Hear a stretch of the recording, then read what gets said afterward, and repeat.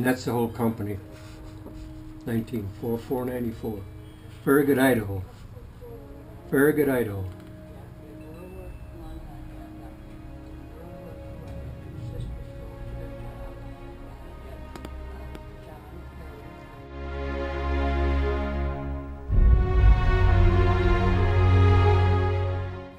Picked the ship up, the first one, in Seattle, Washington, and then went to Catalina Island and Navy Island off the coast to train, and trained in Hawaii, on Maui, and then into the Pacific, all the way down to New Zealand, and then over into the Solomon Islands, and then the Marshall Islands, and then up to the Philippines.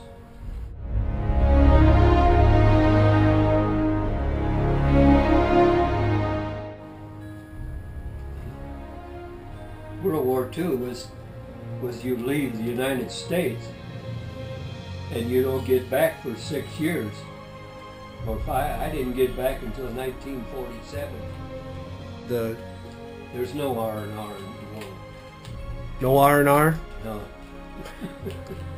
On duty 24/7? No R&R. World War II was no R&R. We went to islands and that you probably had a break in an island. That's just to get away from a war zone or something when it's been taken, the island's been taken. So it's kind of a little rest area to be not at sea. What would they give you, a day or two? A week? No, there's no day or two, no time. That's only if you're after a secure island. It's secure. You go into the beach, and before you go in, you drop, about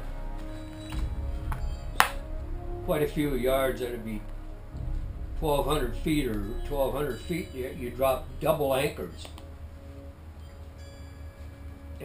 on winches, and then you go into the beach, and you'll probably be about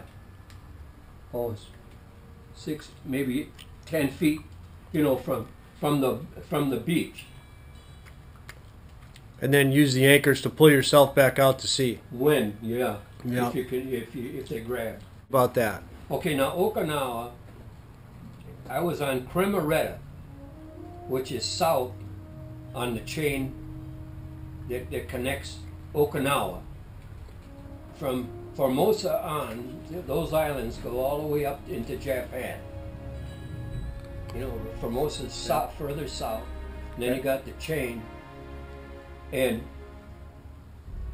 you got the chain from Okinawa, and then Okinawa was the biggest spot where we could land so that we could hit mainland Japan.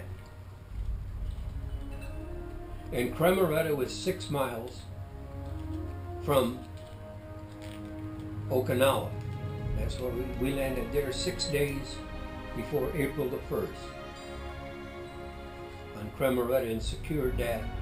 And then the main invasion was April the 1st.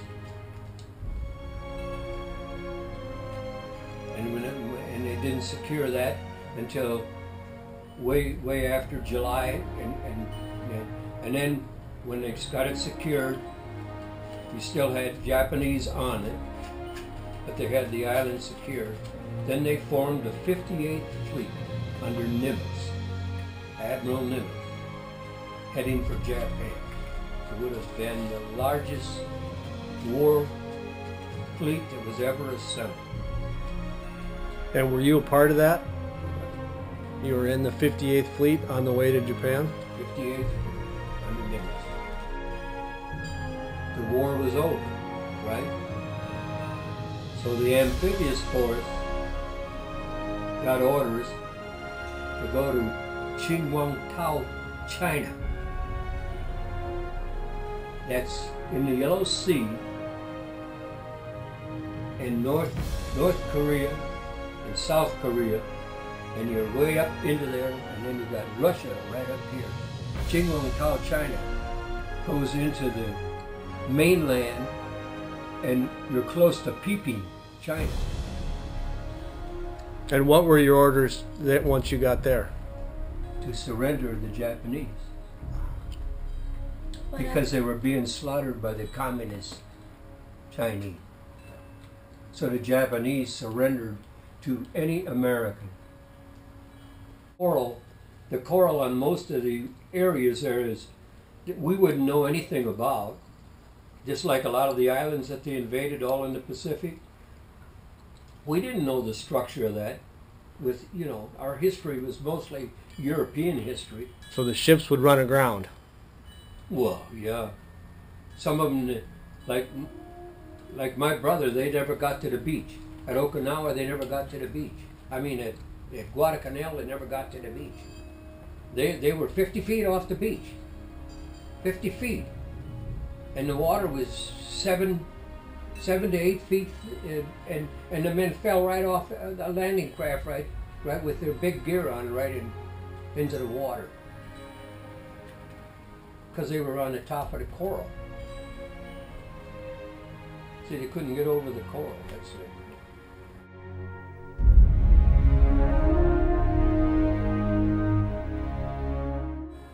It was very lonely, and we had, then they had a lot of rationing going on. You had to save all your lard, you had to save everything, and you got only a few gallons of gas, and it was very, very hard that way. And many things we had to go without so we could help the service people. And of course, you know, you write letters, and that's how, and you never know if they're going to get home safe or not. And a lot of times they don't tell you a thing, and then you hear it on the radio that this boat got shot down or that one got shot down, and you keep praying and praying that it, you know, that the service people were safe. Well, I knew the people that were on the ship with Howard, and I met a lot of the wives that were on other ships, and you know, I would help a babysit or something if they had something to do. But usually I was busy by going to school and working and, you know, doing other things and trying to keep everybody cheered up. And you have to realize that you're inside, you're hurting like the dickens, and there's nothing you can do, but you have to wait and cry when you're alone. You know, and just pray, pray, pray. That's all you can do, that they get home safely. I can remember after we won the war, I can remember my dad, as old as he was, he sat there crying, he sat there sobbing that we made it and they got home safe. Because he was in World War I, and he knew what hell they all went through.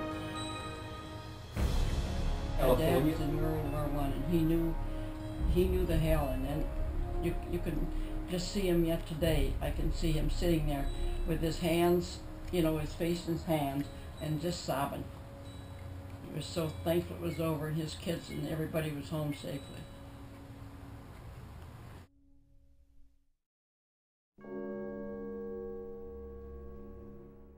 But Japan would have been the biggest slaughter of mankind. We'd have never made it to the beach. There would have been thousands and thousands dead. One of the reasons that they found out later on is that it would have been the greatest man-made mistake that ever existed in the Americas, because Japan was so well fortified. They could move mountains, and I know, because I was ashore later.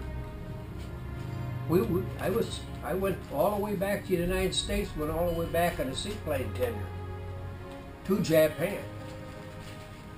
Seen the side of the mountains where they moved, and the gun emplacements were big granite walls that opened up, big storage centers way in the middle, where a train could go in. They had heavy guns, heavy fortified guns, and they could close them big granite doors, and you couldn't blast them out of there.